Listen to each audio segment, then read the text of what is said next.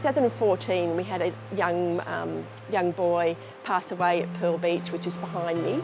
He was knocked off a feet by a wave that roared up like it happened to Annie, but he wasn't in a flagged area. It was just something that was just so sudden, and our club was very much part of that search and rescue. It was a tenterhooks as we watched that go from a search and rescue to a search and recovery. And once that happened, I just said, I just have to get this message to people to try to educate through children's literature, which I think is a really great way for kids to learn.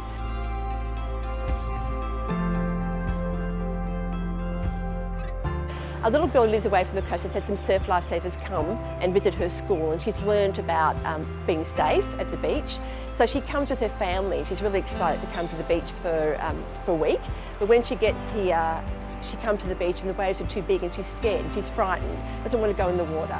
And it takes a little while through that week for her to actually become courageous and go in the water. She's supported by her dad and by the surf lifesavers.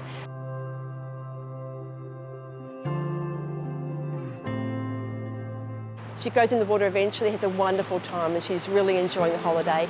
Last day comes, she wanders down to the water's edge, remembering that she shouldn't have gone near the water's edge by herself. But Dad's packing up, he'll be with her soon. She thought it was okay. Then a surging wave comes in and knocks her off her feet and takes her into the water.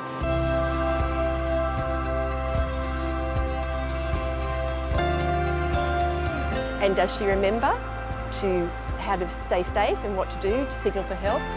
She does, and the surf lifesavers come, and she ends up being rescued because she learned the lessons.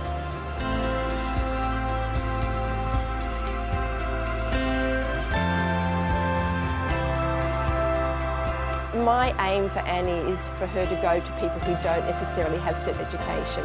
So I want mothers and fathers and grandparents to buy this book and to read it to their children and enjoy the story, because it creates an imagination of what it's like to be at the beach, to excite their children about an actual visit, but also put those surf safety messages in.